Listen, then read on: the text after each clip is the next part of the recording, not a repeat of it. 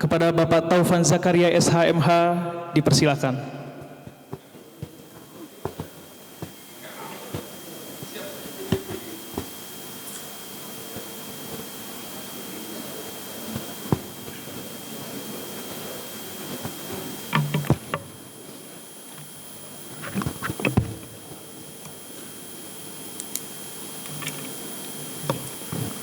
Bismillahirrahmanirrahim. Assalamualaikum warahmatullahi wabarakatuh. Selamat sore, salam sejahtera untuk kita semua. Om Swastiastu, Namo Buddhaya, salam kebajikan. Yang terhormat, alhamdulillah tadi didoain sama Pak Ketum ini. Bapak Wakil Menteri, kemudian dari Kementerian Dalam Negeri, yang terhormat Ketua Umum, pengurus Apetnas pusat maupun jajaran di daerah, terutama teman-teman yang sampai di ujung tadi Maluku Utara ya, selamat datang di Ibu Kota Jakarta. Kemudian juga jajaran Apdesi, kemudian juga jajaran PPDI, teman-teman dari PWI Jaya, Ketua Papsi, kemudian juga kemudian juga tadi dari MC juga saya kutip ada dari kepengurusan Tapera, kemudian juga Dewan Pembina Apetnas pusat dan daerah, serta seluruh jajaran yang tidak dapat saya sebutkan satu persatu karena khawatir salah ini. Tapi demikian tentunya suatu kehormatan saya hadir karena memenuhi undangan pada hari-hari yang berbahagia ini menjelang sore. Jadi Pak Ketua memang kalau menjelang sore ini kritis ini. Tapi insya Allah materinya yang akan membawa hikmah bagi kita semua. Hari ini, besok ataupun yang di masa yang akan datang. Selamat datang kepada teman-teman semua. Pertama-tama tentunya kita panjatkan puji syukur kehadirat Allah Subhanahu wa Ta'ala atas segala curahan nikmat, karunia, keberkahan kita semua bisa hadir berkumpul insya Allah dalam keadaan sehat walafiat, tidak kurang satu apapun. Tentunya pada kesempatan ini juga saya sampaikan permohonan maaf dari Bapak Jamintel Profesor Dr. Redaman Tovani yang sedianya hadir sampai tadi siang, tapi akan ada keperluan lain yang tidak bisa ditinggalkan, menyampaikan salam hormat bagi seluruh keluarga besar Apetnas, kemudian juga jajaran perangkat desa yang hadir juga pada kesempatan yang berbahagia ini. Dan beliau juga sangat mendukung Pak Ketua setiap program-program unggulan yang bersifat kemasyarakatan di desa maupun Badan Musyawarah Desa. Bapak Ibu hadirin sekalian, pada kesempatan ini tadi Pak Ketua ini saya jadi bingung Pak Wakil Menteri, tadi saya izin harusnya Bapak duluan ini, tapi karena ini juga mengisi acara dan semua tujuan baik, saya lihat juga temanya sangat-sangat tepat ini, karena temanya peningkatan kapasitas, aspirasi, apresiasi, sosialisasi Undang-Undang Nomor 3 Tahun 2024. Kami juga mengucapkan selamat atas telah terrealisasinya undang-undang yang terbaru ini. Semoga ini menambah iklim. Jadi bukan cuma iklim tentang kita selamat, tapi juga bagaimana dalam pelaksanaan pengelolaan kita insya Allah selamat dari segala aspek. Aspek tata tertib kelola maupun aspek hukumnya. Kemudian Bapak Ibu yang berbahagia, pada kesempatan ini sebetulnya saya membawakan modul ini banyak Pak Wamen. Tapi saya coba singkat-singkat karena tadi Pak Ketua Umum nanti terpenting sebenarnya hotline centernya. Nah itulah, karena bukan tentang hari acara hari ini, tapi bagaimana kita membangun komunikasi secara intensif. Walaupun kita bertugas pada jajaran wilayah yang jauh, tapi digitalisasi teknologi mempermudah jarak. Jadi Bapak Ibu tidak usah khawatir, beberapa hal yang sifatnya komunikasi tidak perlu harus ada nunggu forum. Karena jejaring komunikasi kita buka akses seluas-luasnya. Bapak Ibu, Pak Wamen izin Pak. Jadi saya sampaikan sedikit aja, ini ada amanah dari Pak Jamintel harus saya sampaikan karena ini juga ada korelasinya di momentum berbahagia, tentang peran Kejaksaan RI untuk peningkatan kapasitas Badan Permusyawaratan Desa dalam menjalankan tugas dan fungsi. Jadi kita bicara tentang kapasitas juga ini Bapak. Ini sesuai dengan temanya. Slide berikutnya. Tentunya kalau kita bicara kapasitas, kita lihat latar belakangnya. Bagaimana luar biasanya dukungan pemerintah terhadap program-program unggulan yang ada di pelosok desa melalui perangkat desa maupun mitra-mitra terkait lainnya. Terutama tadi Pak Ketum bicara tentang bagaimana peningkatan ekonomi kemasyarakatan. Tentunya leading sektornya juga kolaborasi juga dengan BUMDes, sehingga teman-teman BUMDes bisa menyimak hal ini. Karena Jaksa Agung tetap menerapkan bahwa membangun kesadaran hukum itu dimulai dari desa. Jadi membangun kesadaran hukum ujung tombaknya dari desa, bukan dari kota, ini dari desa. Ini dalam rangka komitmen untuk melaksanakan arahan-arahan Presiden Republik Indonesia mengatasi seluruh permasalahan desa, sehingga komitmen membangun Indonesia dari pinggiran dengan memperkuat daerah-daerah dan desa dalam kerangka NKRI. Jadi tetap jargonnya itu melalui desa. Kemudian slide berikutnya.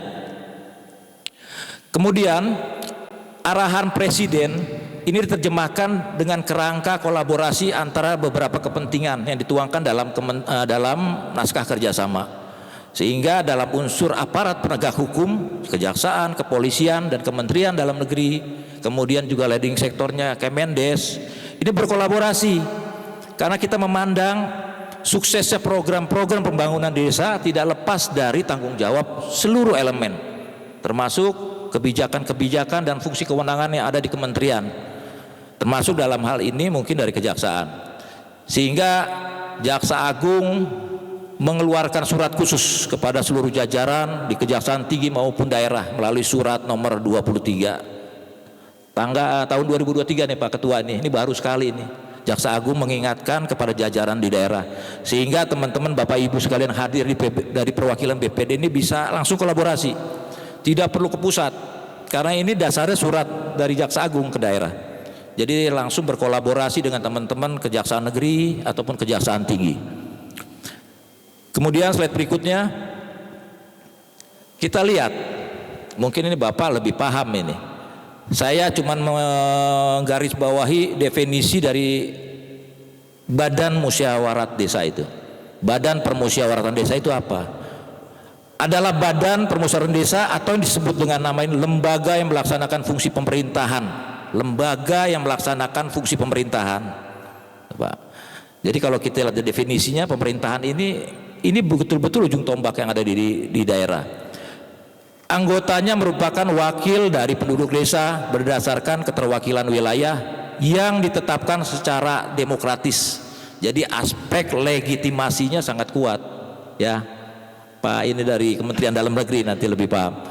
Jadi legitimasi keberadaannya itu berposisi sangat strategis. Slide berikutnya. Tidak akan sukses pelaksanaan program maupun di pusat, provinsi, daerah kalau tidak terbangun sinergitas. Jadi pada slide ini kaitannya bagaimana membangun sinergitas antara kepala desa dalam fungsi eksekutif maupun keberadaan Badan Permusyawaratan Desa melaksanakan fungsi legislatif. Ini penyeimbang. Apa objeknya? Satu, membahas dan menyepakati peraturan desa. Jadi tidak main-main Bapak Ibu. Hal-hal yang mendasar pedoman kerja kita adalah peraturan. Nah, sehingga kolaborasi dari perangkat desa dengan BPD menghasilkan lahirnya peraturan desa yang baik.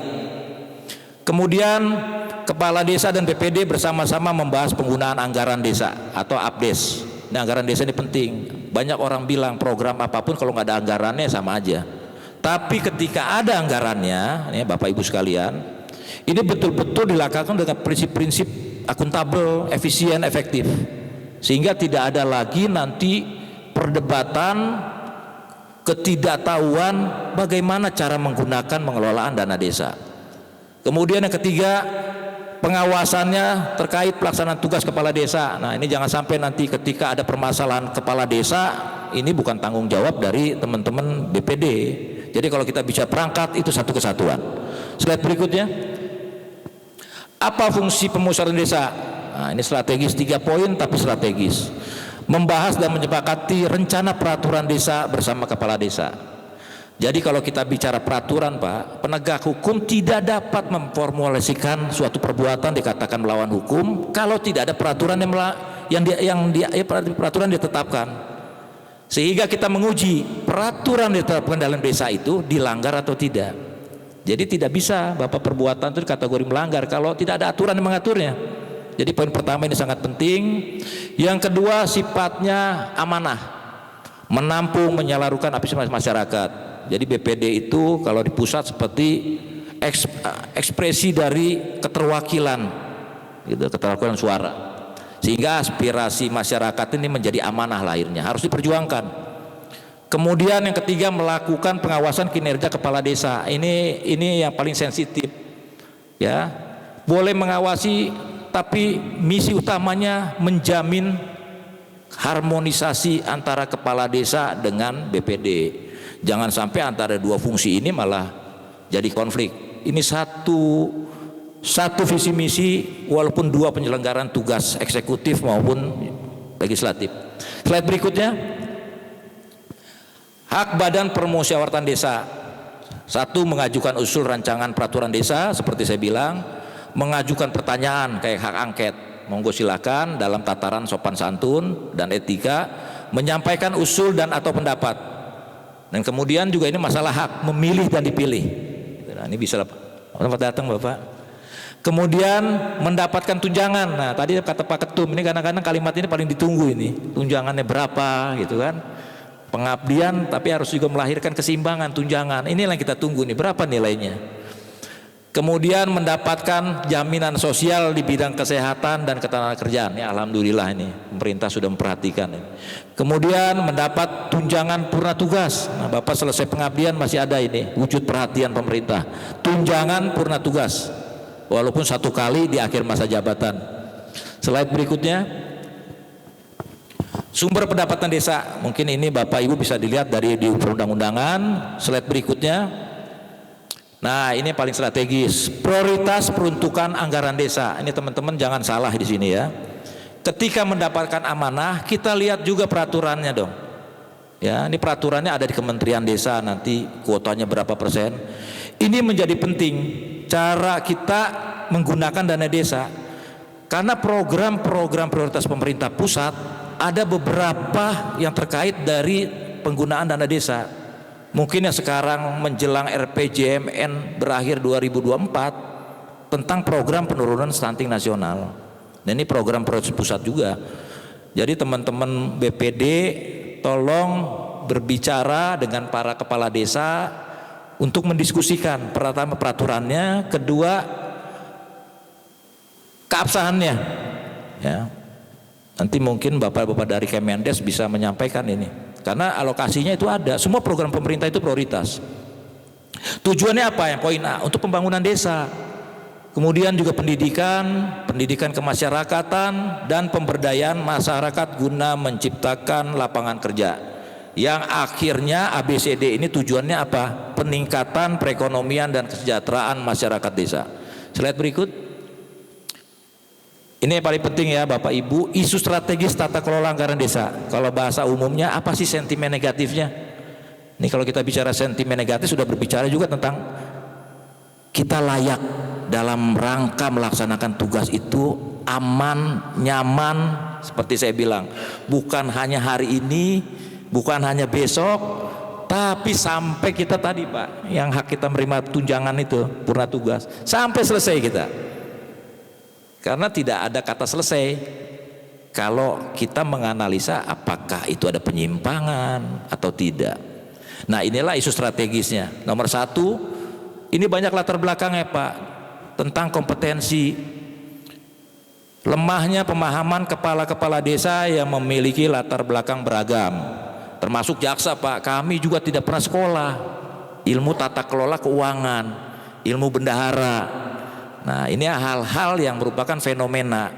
Para kepala desa diamanakan yang tiap tahun, kalau nggak salah tahun 2024 nih APBN-nya nih undang-undangnya sangat meningkat. Itu akumulasinya sampai 71 triliun ya Pak Abdesi. Nah, sampai besar sekali ini. Jadi kompetensi sangat penting. Nanti bagaimana BPD merumuskan kerjasama dengan pendamping-pendamping. Memang harus aktif ini Pak. Bapak Ibu harus aktif betul ini. Jadi jangan kita percaya versi kita.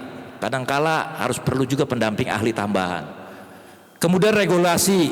Nah tadi kolaborasi yang diharapkan antara perangkat desa dengan BPD ini adalah menciptakan peraturan desa. Selain dari petunjuk pelaksanaan penggunaan alokasi dana desa tadi. Kemudian sosialisasi dan edukasi, ini forum standar karena penguatan pemahaman dimulai dengan sosialisasi dan edukasi. Yang 4, koordinasi dan kolaborasi, ini yang terpenting. Jangan sampai keberadaan satker-satker strategis menjadi terpisah, harusnya menjadi manfaat karena menyeimbangkan, menyempurnakan program. Kemudian partisipasi, gitu loh. Partisipasi melibatkan masyarakat. Nah ini juga perlu perhatian Bapak Ibu sekalian. Banyak laporan pengaduan dari masyarakat, banyak juga laporan-laporan yang tidak mempunyai kualitas juga dari masyarakat. Jadi Bapak Ibu, bagaimana ketika amanah didudukan sebagai kepala desa, teman-teman saudara-saudara kita Pak BPD ini kemudian diamanahkan untuk duduk sebagai kepala badan permusyawaratan desa, mampu menjaga keseimbangan, mampu membangun harmonisasi. Filosofi masyarakat kita lahir dari budaya musyawarah. Cuman sekarang sudah mulai karena demokrasi orang pada menafsirkannya bablas. Karena setiap orang berhak berpendapat, jadi berdapatan tanpa termasuk pendapat yang tidak punya dasar yang akhirnya fitnah. Jadi kami penegak hukum sangat selektif ketika menerima laporan pengaduan. Ya Bapak Ibu, insya Allah kalau bekerja tepat sasaran berdasarkan peraturan regulasi, sisanya banyakin berdoa gitu. Karena kami pasti menangani pengaduan-pengaduan insya Allah akan profesional dan betul melalui prosedur analisa yang kuat. Jadi tugas Bapak Ibu cuma bekerja benar aja. Tuh ringan tuh Pak Ketua ya, Pak Wamen. Jadi tugas Bapak Ibu ini ringan, cuma bekerja baik saja. Masalah pengaduan yang tidak profesional, fitnah, nanti biar kami melalui hotline center. Slide berikutnya. Nah ini area resiko juga ya, ini mungkin standar dalam pengetahuan wawasan, perencanaan kita yang kuat, pelaksanaan, pelaporan, pertanggungjawaban. Nah ini sifatnya administrasi, tapi masalah hukum khususnya masalah korupsi semua lahirnya dari proses analisa terhadap laporan pertanggungjawaban. Jadi formilnya dan substansinya Bapak Ibu tolong, ini betul-betul penyusunan laporan ini hati-hati. Banyak laporan pengaduan itu lahirnya karena tidak sinkron, padahal tidak punya niat. Insya Allah lah Bapak Ibu tidak punya niat untuk tidak baik, tapi karena penyusunan laporan pertanggungjawaban akhirnya dibuat main-main, ya ini jadi masalah, ini menimbulkan kecurigaan. Nah kita minimalisir ya fitnah-fitnah seperti itu. Nah penganggaran terlalu mungkin mekanismenya telah disusun dalam peraturan pelaksanaan. Nah penyusunan penganggaran juga harus realistis. Nah ini mungkin nanti dalam pembimbing juga banyak konsultan. Kemudian penatausahaan, walaupun ini berada di tingkat desa, ya ini zaman sudah masuk revolusi industri 4.0 kata Pak Ketua ini. Jadi nggak salah teman-teman di desa juga sudah mulai menyesuaikan administrasi yang bagus. Ada tuh kriterianya keluar. Sekarang banyak aplikasi. Kalau di desa server bagus, digitalisasi udah bagus, aplikasi dipakai. Kemudian risikonya keuangan desa seperti saya bilang tadi, yang masalah risiko hukum kaitannya kalau risiko hukum tentang uang ini semuanya, tentang pengelolaan uang, bukan tentang nilainya juga Bapak Ibu. Ini risikonya ini pada masuk pada tentang uang. Kalau ada uang itu risiko. Makanya orang tua bilang katanya udah lebih baik nggak punya uang Bapak Ibu itu. Nah, kalau mengelola apalagi uang amanah, uang program akan seperti ini. Slide berikutnya. Nah ini modus operandi ini. Sebetulnya saya mau skip ini, tapi nggak apa-apa Pak Ketua, ini cuman kriteria aja. Sebetulnya kalau modus operandi di dalam undang-undang tidak pidana korupsi itu lebih dari ini Bapak. 3 kali lipat dari ini. Ini cuma 15, ini lebih dari 30. Bagaimana perbuatan-perbuatan korupsi? Ini hanya sebagian besar yang real, mungkin ini kategorinya bisa berpotensi peluang dari penyelenggaraan tata kelola keuangan desa. Satu, penggunaan dana tidak sesuai peruntukannya. Nah, ini perencanaan juga. Kita pikir niat kita baik, tapi itu tidak menjadi program prioritas. Banyak persaingan antara desa. Saya pernah tugas di Lampung, Pak. Jadi antara desa itu bersaing, kayak saling membanggakan. Yang satu bikin jembatan, yang satu sebelahnya bikin jembatan juga. Yang satu jembatannya dicat pakai cat yang betul-betul mahal, sebelah ngikutin lagi. Akhirnya serius itu, Pak, kayak perlombaan, nggak selesai-selesai. Padahal di sebelahnya ada bangunan SD yang rubuh. Nah, ini hati-hati ya, teman-teman kepala desa harus mampu menyusun rencana. Kemudian muncul pungutan, pemotongan dana desa. Ini laporan-laporan klasik ini, pungutan, pemotongan. Nah, kemudian yang ketiga nih, ini tren juga perjalanan dinas fiktif ini nggak cuma di desa ini, banyak semua. Makanya Presiden bilang coba kita efisiensi dari perjalanan dinas, studi banding, mungkin seperti itu.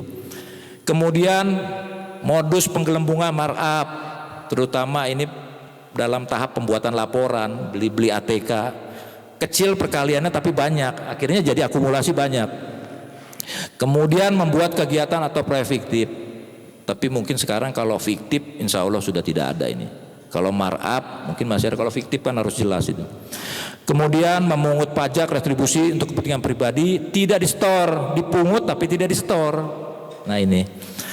Nah, kalau yang berikutnya permainan kong kalingkong. Nah, ini main kong kalingkong saya nggak tahu juga terjemahannya nih. Ini kalau bahasa undang-undang kolusi, mungkin kolusi. Terus penjualan aset desa. Nah, ini penjualan aset desa nih, Bapak Ibu, ini saya menjadi menarik sekarang. Kalau kita bicara dana desa, mungkin cuma jumlahnya besar. Tapi kalau posisi strategis lebih luas aset desa. Karena aset desa itu kekayaan yang dimiliki oleh desa. Termasuk yang bergerak, yang tetap, yang tidak bergerak, gitu loh. Ini semua menjadi aset desa. Dan ini insya Allah Pak Ketua, ini menjadi program unggulan saya. Kebetulan saya lagi di Klatpim, Pak Wakil. Jadi saya mau ngambil ini manfaat. Ternyata betul kata orang tua, kalau kita niat baik ternyata ini dikasih jalan. Hari ini saya bersilaturahmi, diundang Pak Ketua Umum. Saya nanti merepotkan Bapak, tapi merepotkan Bapak bukan hukum, merepotkan kita menyusun bersama bagaimana kita membangun sistem pengawasan terhadap aset desa. Kalau hari ini kita bicara sistem pengawasan pengendalian pengelolaan dana desa. Kalau ini lebih luas nanti, pengelolaan aset desa. Bisa nanti masuk kepada pertanahan. Kita dukung BPN. BPN UPA tahun 60, ini tahun 2024. Nah, kita bantu penataannya. Kemudian modus yang terakhir, menutupi pemasukan yang merupakan pendapatan desa. Prakteknya udah bener, tinggal tidak setorkan ke rekening desa. Inilah modus operandi. Berikutnya, faktor penyebab yang seperti tadi, satu, kompetensi yang terdiri dari kelemahan administrasi, kesalahan perencanaan, ya ini semua standar. Yang kedua, transparansi. Nah, ini termasuk yang meminimalisir fitnah nih Bapak Ibu nih. Sekarang zamannya apa transparansi? Ya itu tadi, publikasi bahwa hasil kegiatan LHP telah dibuat, kita pertanggungjawabkan bersama dengan BPD, kita umumkan. Nah, ini transparansi. Nah, ini juga ada tren karena mungkin sudah jenuh dengan isu-isu penyimpangan, jadi partisipasi masyarakat menurun, sudah nggak peduli lagi gitu isu-isu penyimpangan, tidak peduli lagi. Ini tahapannya kalau kemarin masih agresif, memonitor, bikin laporan, bikin analisa, berdiskusikan potensi penyimpangan. Nah, kalau tahapnya tidak peduli ini udah tinggi nih, artinya sudah tidak peduli lagi, mau benar mau enggak ini udah paling tinggi nih. Kemudian juga, nah ini juga poin terakhir, standar partisipasi intervensi. Nah, intervensi mungkin Bapak Ibu bisa paham lah intervensi, tapi tolonglah ya, intervensi yang bentuknya support positif silakan dukung. Tapi kalau yang negatif ya sudahlah. Kalau bahasa KPK lah tolak katanya, berani katakan tidak. Ini intervensi. Faktor lain ini yang banyak terjadi di kasus nih Bapak Ibu nih, tuh penggunaan dana desa untuk kepentingan pribadi, pilkades. Sekarang sudah mulai marak nih pil semua ini, ya. Bentar lagi pilkada, nah bentar lagi pilkades. Nah, ini titik-titik momen yang sangat strategis. Next, berikutnya. Nah, kejaksaan. Nah, ini sosialisasi nih Pak Ketua Umum nih. Kejaksaan ini punya program Jaga Desa. Tuh, Jaga Desa sebagai solusi. Ya, mudah-mudahan ini solusi betul-betul yang bisa kami pertanggungjawabkan nih, Pak Wakil Menteri ini. Ini program kebanggaan kita karena berdasarkan data statistik.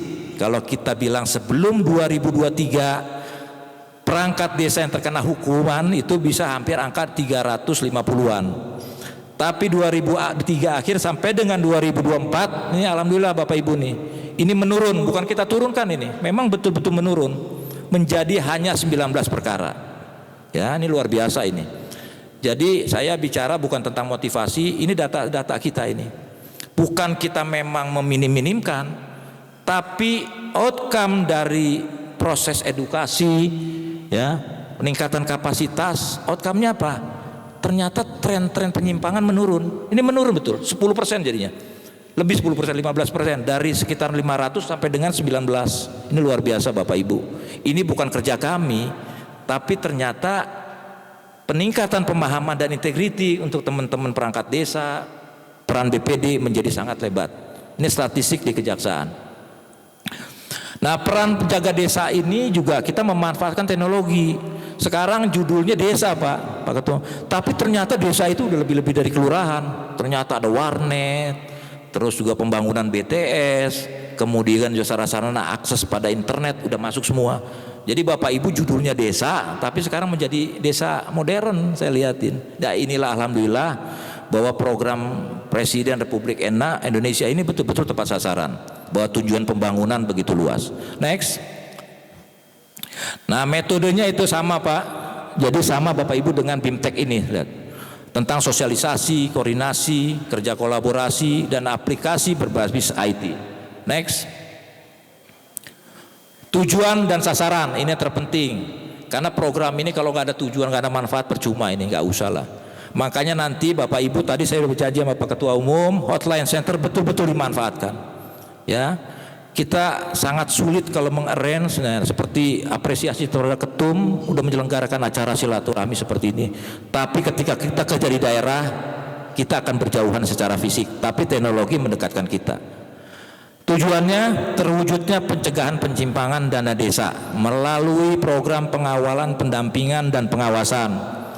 Tadi Pak Indra bilang ini ada titik-titik yang sangat berbahaya. Tujuannya sebetulnya peningkatan bergulirnya pembangunan ekonomi di masyarakat melalui BUMDes, tapi dalam prakteknya tidak dilakukan, gitu loh. Sekarang kita khawatir nanti trennya pola-pola penyimpangan bukan di tingkat perangkat desa, tapi nanti pengelolaan keuangan di BUMDes. Karena BUMDes murni nanti mengelola anggaran desa itu, termasuk juga hibah kerjasama dengan mitra. Jadi kapasitas Bapak Ibu BPD ini sangat strategis karena fungsi legislatif tadi bisa tanya-tanya di situ, fungsinya bisa bertanya. Jadi yang kedua terwujudnya pengelolaan dana desa tepat waktu, tepat mutu, tepat sasaran. Nah, ini program-program target yang realistis sebetulnya. Ada terwujud program tapi ternyata begitu diaudit ada temuan gitu loh. Jadi tepat mutu, tepat sasaran. Yang ketiga, ini sifat investasi, membangun kekuatan SDM. Jadi kalau kita membangun tentang bagaimana tata kelola yang baik tanpa didukung transformasi ilmu kepada SDM, ini akan sia-sia. Yang keempat, peningkatan kesadaran hukum, ketaatan hukum masyarakat. Nah, yang kelima yang tadi saya bilang, ternyata data statistik ya teman-teman APH mungkin sama nanti. Ini penurunannya signifikan. Salah satu parameter keberhasilan di poin 5, menurunnya tingkat penanganan perkara penyimpangan desa. Ya. Terus yang keenam, tersedianya layanan laporan. Nah, ini yang Pak Ketua tadi bilang. Ini tujuannya. Kemudian next, nah, sasaran ini sama tentang peningkatan bagaimana output menjadi outcome yang betul real. Next. Nah, sasarannya juga nomor 3, harmonisasi. Saya bilang jangan sampai nanti ada BPD menjadi mengkritisi terus perangkat desa atau kepala desa. Ini penyeimbang saja gitu loh. Saya tidak ingin juga nanti ini posisi kayak saling lapor. Yang ini lapor, yang ini lapor. Ya kasihan masyarakat di sini. Janganlah kita konsultasikan lah semua. Terus kemudian, nah ini samalah penyusunan aplikasi, sudah zaman sudah modern, kita ngikutin perkembangan zaman. Next. Nah ini filosofinya juga Bapak Ibu pasti ini sudah ada di sosialisasi ini. Ini visi misi untuk Indonesia 2019-2024. Kalau kita bicara kalender ini udah 2024 nih, udah mulai transisi. Ya, transisi, tapi penuntasan program-program 2019 dan 2024 inilah momentum kita. Karena ini udah tahun 2024. Nah, 9 nawacita menuju Indonesia hebat tidak lepas dari peran strategis desa. Ya. Jadi Bapak Ibu kita lihat poin pertama itu desa. Jadi kalau nawacita Jokowi itu presiden, poin pertama desa. Nah, Bapak Ibu ini termasuk juga ada kepentingan dalam meningkatkan profesionalisme di desa. Next. Nah, payung hukum jaga desa ini nggak main-main, ini udah kementerian semua ini. Kita kejaksaan tidak mampu apa-apa, tidak bisa berdiri sendiri. Kita menandatangani berbagai kerjasama, dan kerjasama bukan seremonial. Kita minta pertanggungjawabannya nanti Bapak Ibu sekalian. Pertanggungjawabannya bukan pertanggungjawaban hukum, tapi pertanggungjawaban yang sifatnya moralitas. Nggak perlu ada kita yang ngawasin, kalau memang baik ya tetap baik. Karena pasti ada kriterianya. Kami bukan auditor, kita bukan melaksanakan kegiatan, bukan bidang kita. Kita hanya melihat aspek hukumnya sejauh mana kepatuhannya. Tugas kejaksaan dalam fungsi penyidikan penuntutan hanya melihat pelaturan mana yang dilanggar, perundangan mana yang dilanggar, bukan tentang bagaimana administrasi itu berjalan tertib atau tidak. Nah inilah sekitar naskah kerjasama payung hukum. Next. Ini juga lebih teknis, instruksi Jaksa Agung, optimalisasi peran kejaksaan melalui program Jaksa Desa. Tadi bukan hanya MOU, bukan hanya peraturan Jaksa Agung, sampai ke teknis. Jadi pimpinan kita Jaksa Agung ini betul-betul semua, kalau kira-kira regulasi kurang lengkap, kurang kuat tentang program Jaga Desa dibuat sampai Insja. Kemudian berikutnya, nah ini juga sama sampai Insja, kemudian di bawahnya lagi surat edaran. Nah poin kedua ini sangat menarik Bapak Ibu sekalian, tentang posisi ultimum remedium dalam melakukan penyelesaian permasalahan hukum. Jadi Bapak Ibu insya Allah nih nggak usah khawatir ya, jangan sampai nanti dibilang katanya kita nerima labu cuma selembar langsung periksa-periksa. Ternyata pimpinan menetapkan ultimum remedium itu loh. Upaya itu sangat-sangat terakhir, tindakan hukum itu sangat terakhir sifatnya. Ya, kita juga kerjasama dengan APIP, ada pengaduan kami serahkan ke APIP, APIP melakukan analisa. Nah ketika dalam tenggang waktu tertentu APIP baru melimpahkan kepada aparat penegak hukum. Jadi Bapak Ibu sebetulnya tenang juga, fokus kerja ini masih ada beberapa tahapan sebelum dilakukan langkah-langkah penegakan hukum. Nah ini disebut ultimum remedium. Yang poin keempat ini kita buktikan dulu. Kalau penyimpangan karena kurang paham ilmu, kesalahan akunting, kesalahan pencatatan, nah Bapak Ibu tenang dulu ini. Ini berarti Bapak Ibu masuk kategori tidak punya niat, gitu loh. Nah niat dari pelaku itu mens rea namanya. Ya, jadi kejahatan itu harus dilihat dari subjektivitas, ada atau tidak niat. Nah ini Bapak Ibu, ini dua poin ini sangat penting. Next, konklusi. Program Jaga Desa memiliki relevansi bagi peningkatan kinerja kelembagaan desa. Nah, kalau kita lihat tiap kalimat itu mirip tuh sama temanya. Memang Pak Ketua Umum ini, Pak Wakil Menteri, kok bisa pas semua Pak Wakil? Saya nggak sengaja ini kompromi. Ada kapasitas, tuh sosialisasi juga ada di situ. Ternyata Pak kata kuncinya kapasitas. Nah, kalau kapasitas itu legal formilnya, Bapak itu betul-betul memang mempunyai kemampuan. Itu harus kita perkuat. Next. Nah, next saya sudah terima kasih tuh. Nah, itulah kira-kira Bapak Ibu sekalian, izin Pak Wakil Menteri, ini agak lama nih. Tadi Pak Ketua katanya sambutan sekaligus sedikit. Cuma saya lihat tadi kok belasan juga ini.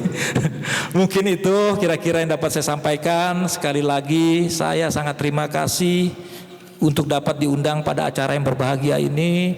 Mudah-mudahan acara yang singkat sore, nah kalau sore biasanya udah menjelang capek ini, Tapi capek kita insya Allah mengobati kenyamanan kita untuk berkinerja tanpa takut adanya penyimpangan hukum. Jadi tidur Bapak Ibu bisa tenang. Alhamdulillah insya Allah seperti itu. Saya akhiri dengan wabillahi taufiq wal hidayah. Wassalamualaikum warahmatullahi wabarakatuh. Selamat sore. Om Santi Santi Om. Namo Buddhaya. Salam kebajikan. Terima kasih.